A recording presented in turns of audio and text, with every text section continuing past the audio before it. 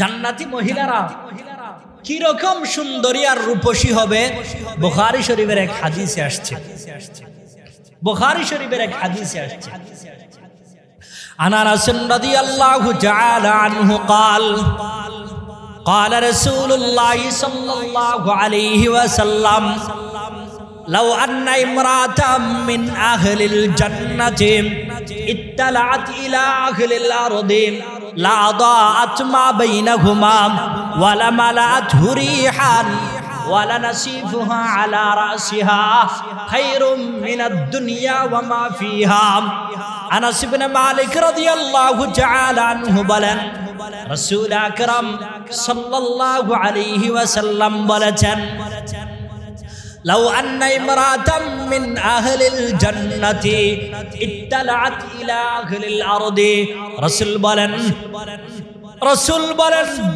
আর জান্নাতের কোন একজন রমণী, কোন একজন মহিলা যদি ইত্তালাআত ইলা আহলিল আরদি, জমিনের দিকে উকি মারে,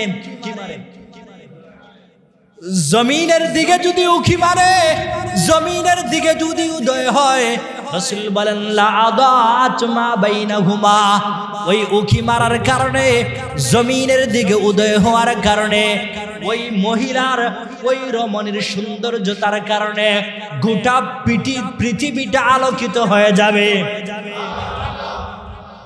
ওয়ালা মালাআতু রিহান, আর ওই মহিলার, ওই রমণীর শরীরের যে সুগন্ধি আছে, শরীরের যে একটা খুশবু আছে, এই খুশবু এবং সুগন্ধের কারণে গোটা পৃথিবীটা সুগন্ধিয়ে ভরপুর হয়ে যাবে। রাসূল বলেন শুধু এতটুকুই নয়, ওয়ালা নাসিফুহা আলা রাসিহা খায়রুম মিনাদ দুনিয়া ওয়া মা ফিহা, ওই জান্নাতি রমণী, ওই জান্নাতি মহিলার মাথার মধ্যে যে ওড়না থাকবে, এই ওড়নার দাম হলো গোটা পৃথিবীর সব কিছুর চাইতে দামি। জান্নাতি মহিলা এত সুন্দর, এত দামি। তো দুস্থ আহবাব মুরব্বিয়ানে কেরাম, সময় নষ্ট করব না, যে কথাটা বলছিলাম, জান্নাতের মধ্যে অনেক নাজ এবং নিয়ামত রয়েছে। যেই নাজ এবং নিয়ামত আল্লাহ তাআলা ঈমানদার মুত্তাকি পরহেজগারের জন্য আল্লাহ রেডি করে রেখেছে। আল্লাহু আকবার, আল্লাহু আকবার। সবাই দিল খুইলা বলেন না আল্লাহু আকবার, আর একটু দিল খুইলা বলেন না আল্লাহু আকবার।